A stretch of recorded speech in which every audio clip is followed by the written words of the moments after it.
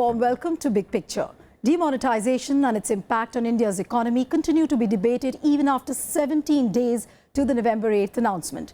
Experts feel that the sudden decline in money supply and a simultaneous increase in bank deposits has impacted the consumption demand in the economy in the short term, while others say that the move could have a positive impact in the long run.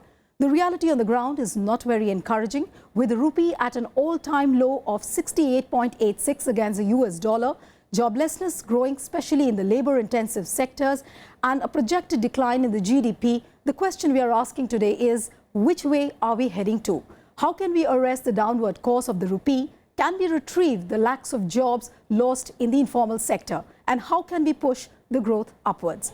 Joining me now is Ajay, former Secretary, Ministry of Commerce and Industry, Mohan Guruswamy, Senior Economist, and Subhomoy Bhattacharjee, Consulting Editor, The Business Standard. Welcome all of you on the show. Subhomoy, I'd like to begin with you. Rupee at an all-time low. What would you say? I mean, is the country really prepared to face an all-time low like this at the moment, given the fact that demonetization is there? What are the factors really for a decline in the rupee? No one wants to face an all-time low, and whenever it comes, it's bad. So that's part. But if you look at what's happening in the rupee, it's more or less at par with what's happening with the emerging market economies. In fact, if you look at the real adjusted exchange rate of the rupee, which is the REER, if you look at it, you'd notice the way the money, the rupee is moving, it's not out of whack with what's happening with the rest of the economies. Okay. And in fact, if we do it, we actually realize that there is, in fact, scope for a further decline of the rupee. Okay. In the sense that the rupee is still overvalued compared to its peers. See, because the US economy... When you compare it to other emerging currencies, no, the market... See, when there's a 36 basket exchange rates, which right. around which we calculate the real effective exchange rate. Now, when you look at that, and when you look at what the rupee's value is, you get a normative value, which is the one which it should be around. When you look at the actual rupee's value now, you realize that it's actually trending above that. Okay. Which means that there is scope for the rupee to further go down. Okay. Why do we say so? Because given the current inflationary situation, given the current because exchange rate of a currency should be as the market wants it. Okay. So right now, since ours is not a full float, what happens is that the currency, when the exchange rate that it happens, the RBI comes in and there's an amount of guidedness which the RBI makes it. Right. It doesn't say a particular target, but it says that I don't want volatility to continue. Mm-hmm. So given that thing, I would expect the rupee to decline a bit further, okay, given the current trends. Okay. Mr. Guruswamy, people are saying that they are, by and large, they're looking at three factors. First is the dollar strengthening, then foreign currency, non-resident bank accounts outflows, impact of demonetization. I would come to the third one. How much of demonetization is actually contributed to this rupee coming to an all-time low?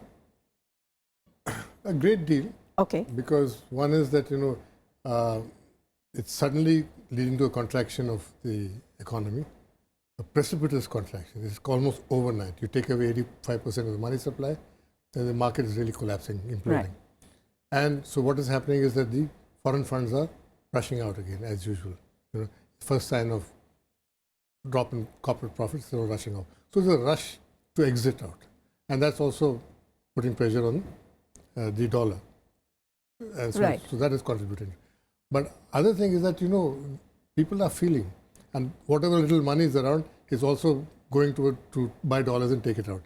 The feeling is that, we are in for a long haul or drop.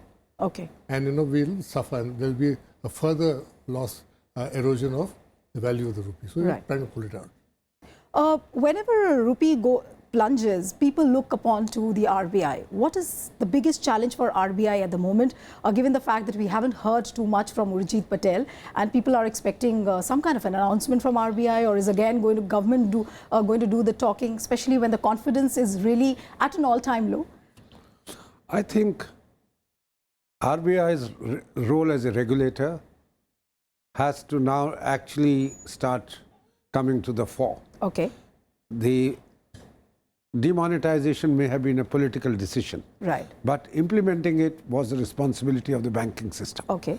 I think a lot of faults and weaknesses of the banking system have come to the fore. Okay.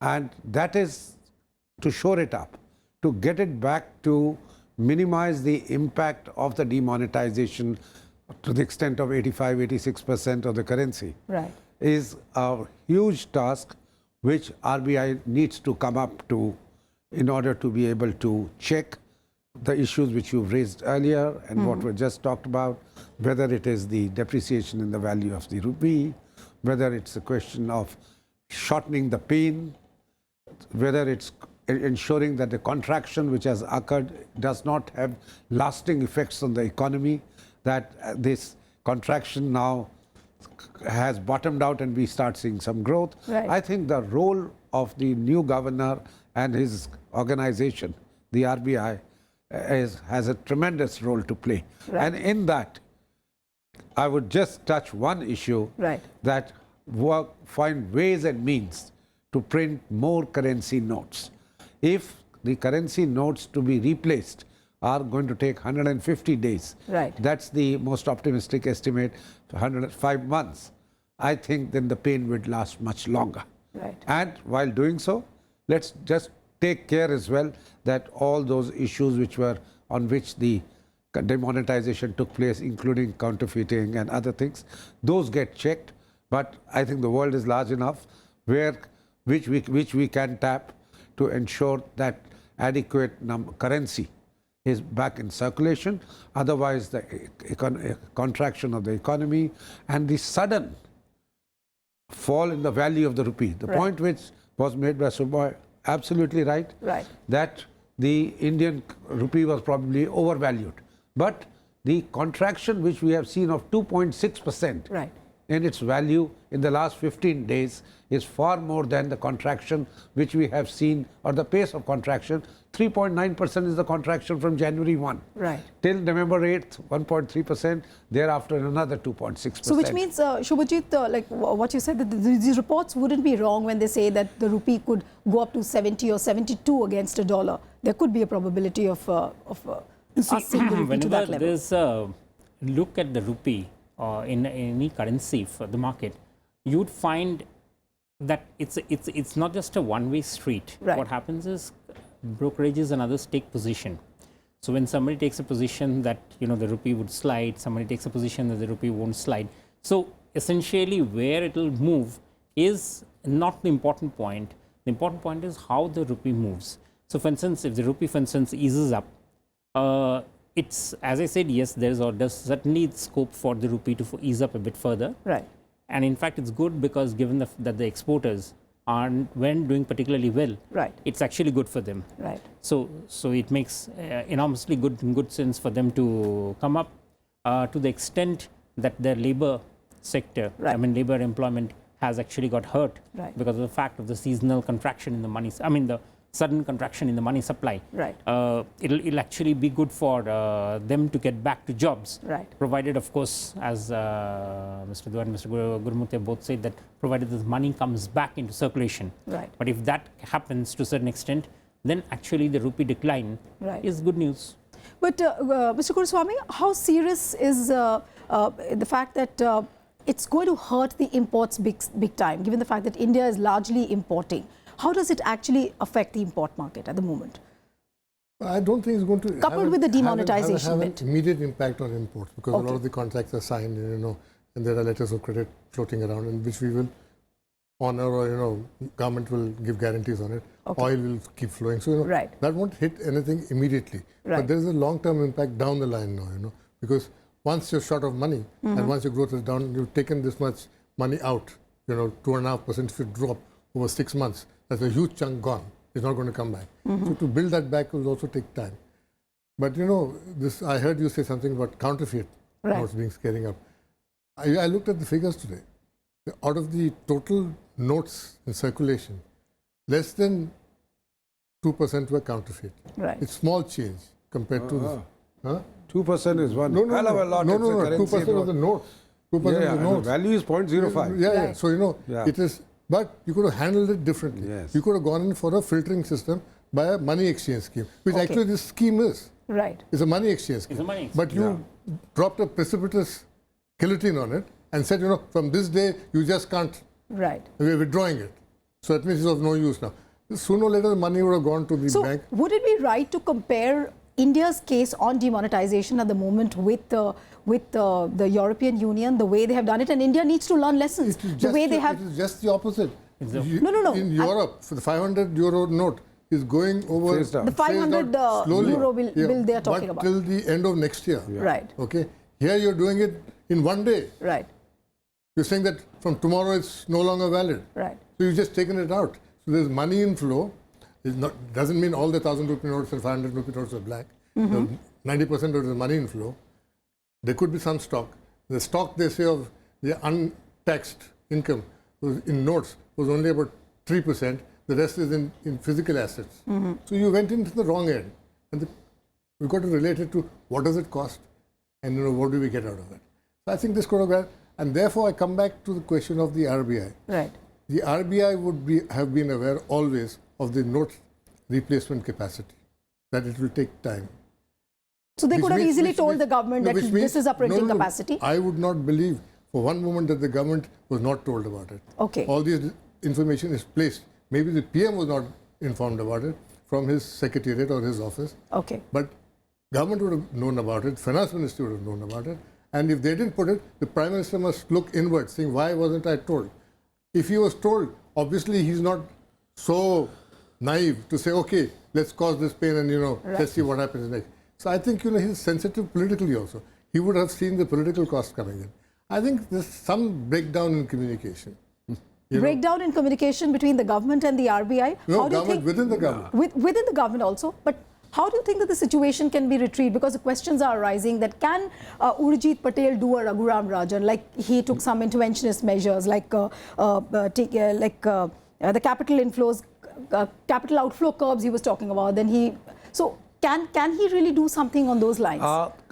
The action has to be on all the fronts, not just by RBI. Okay. I think because the economy is contracted and there is likelihood that this contraction could persist for some time, straight away I think certain counter-cyclical measures need to be taken by the government. Okay. That means the government's spending has to be loosened considerably, but Okay. for creation of assets, durable assets, roads, railways are two sectors where the government spending can be straight away much larger than it is, Right. particularly because now the government is not going to be constrained by fiscal deficit Right. issues as much as it was earlier. Second, the government must get into looking at sectors which have a large backward forward linkages. And I think in that the construction industry comes to the fore. Okay. So ways and means have to be found how to get make the land available to the industry. Right. Certainly now land deals have to be all accounted for in money transaction transparent.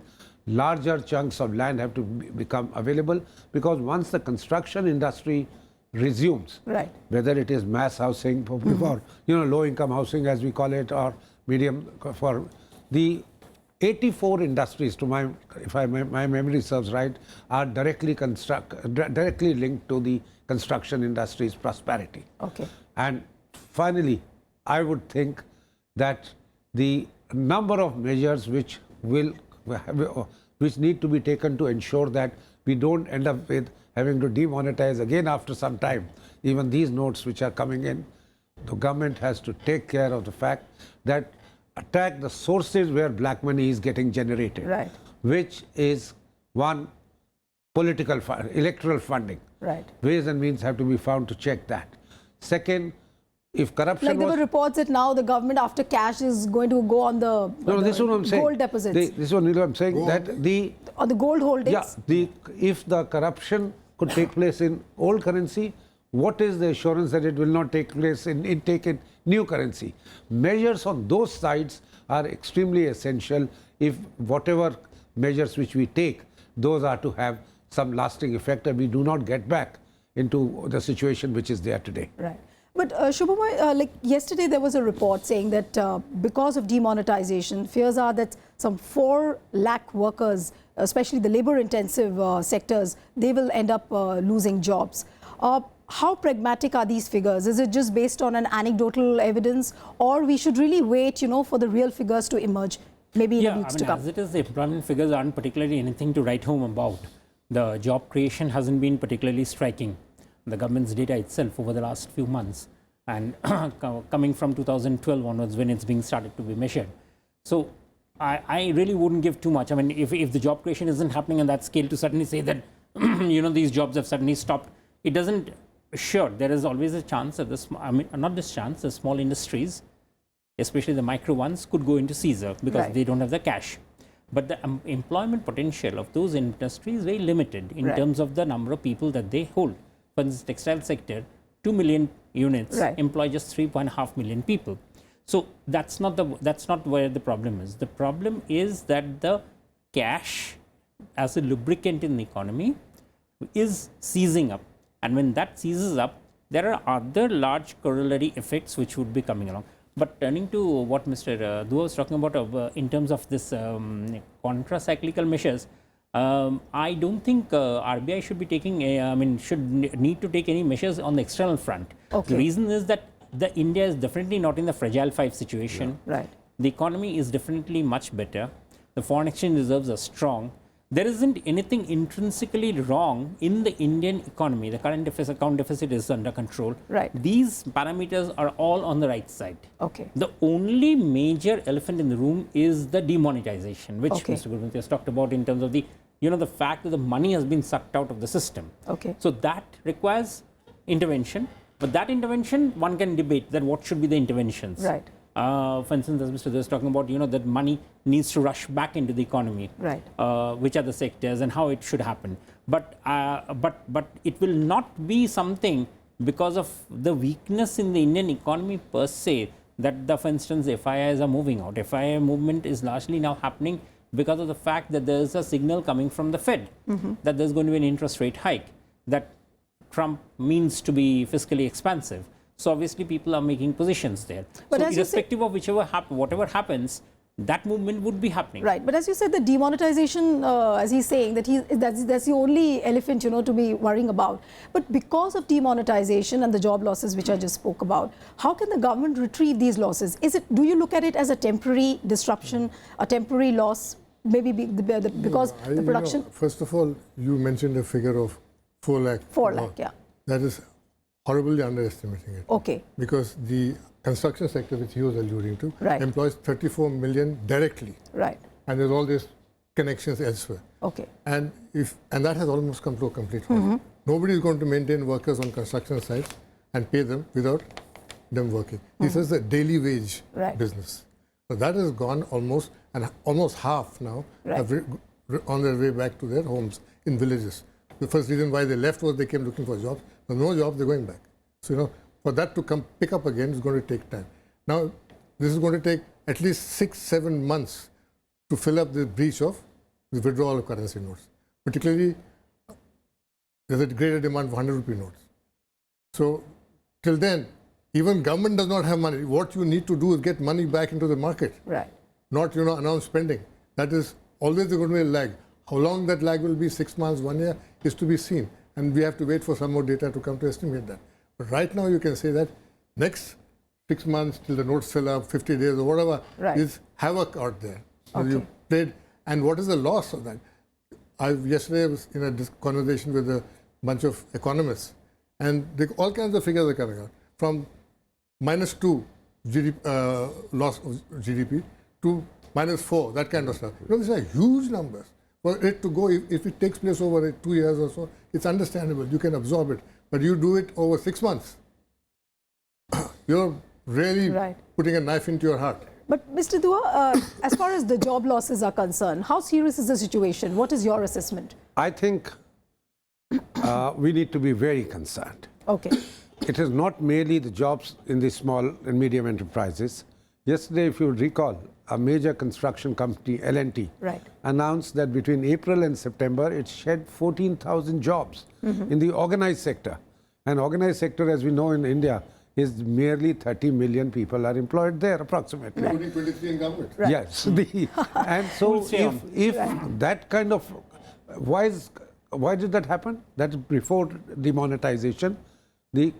our exports were not taking place. Okay. Our manufacturing, the IIP, Index of Industrial Production, has shown for the first time in 11 or 12 years a minus rate of growth in September, etc. So we needed to address, certainly, I totally agree with him that our external front is all right. Right. CAD is manageable, we've got enough foreign exchange balance, etc. But the economic growth in the industrial sector, where formal jobs and services sector has not been as robust as it should have been. We've shrunk on the services sector, we've shrunk on the industrial sector, and on top of it is this demonetization, which is going to impact the informal sector employment as also the small and medium sector employment over and above what we were experiencing elsewhere. How does the government then restore confidence at this point of time? I just want to take it out one thing, that, you know, money, we are making a major mistake of assuming that M1, which is the cash in the economy, and M3 is the same. A big company, we're talking of construction companies, L&T, they are not depending on cash as in terms of when they do their trade cycle. The demonetization is only affecting M1. That is the economy, and there the role of small traders, the one which depends on cash, is definitely there. But that's only in terms of numbers. The Indian economy's volume is not there. So what is happening in terms of the larger economy is a problem that is sure enough that's really happening. There's definitely a problem in terms of job creation that is not happening. And that is happening irrespective of whether you pull in money, cash in and out. The structural problem of job that will be hit by, say, supposing the number of rickshawalas or construction workers who come on a daily basis, whether they would be paid on cash or not, is an issue that needs to be worked on. Frankly, we don't have adequate data to really be able to assess. Okay, so in the absence of this data which you're saying, how can the government really restore confidence in the informal sector, given the fact that they constitute about 40%? How does the government restore confidence in this sector? I think you need more calmness in government, more reassuring behavior. Okay. On the contrary, what you're seeing is demonization of all those who criticize the policy. That, you know, you're not with me, you're with the rich, with the black money, and, you know, therefore you're the class enemy. And therefore he's going to the poor people or large electoral audiences and saying, I'm doing this for you, I'm striking at the people who looted you for the last 70 years. That's the kind of language Mao talks. Not a market economy and not a democracy, where you want to wage war on another class. So, you know, so that is destabilizing. You know, extremely destabilizing. When this kind of rhetoric comes into the main domain, the main discourse, it's very dangerous. This is a kind of dangerous populism. It took us almost 30 years to get out of it. But there are also reports, I was reading somewhere, Mr. Dua, where they were saying that because of demonetization, government's spending on the welfare projects would increase. There were reports. So is the government looking at this window to give jobs to the people who are losing jobs at this moment? I think even if it's not looking at it seriously, that is probably the way out. That's what I was talking of, the cyclical and, you know, counter-cyclical measures which need to be taken. The fact of the matter is ways and means to pump more money into the economy is needed. Otherwise, the organized sector is going to suffer, because after all, whether it is 90% of the economy is informal or 80%, the income, money which goes into their hands actually becomes the aggregate demand of the economy. The demand for the organized industry is coming from them. If they do not have enough money, they will not spend, the organized sector slows down. So we just hope that the government is listening to all these corrective steps which the experts are talking about. But well, it seems that the number crunching on the cost benefit or the cost benefit analysis of demonetization will continue for some more time. But till then, the GDP numbers, jobs and growth will remain a cause of concern, not only for the government, as the issue has taken the shape of a political football, but largely for the common man too, who will remain anxious on every move by the government. Thanks to all the guests, Subhomoy, Mr. Guruswamy and Mr. Dua. Thanks. So that's it on this episode of Big Picture. See you tomorrow again. Goodbye.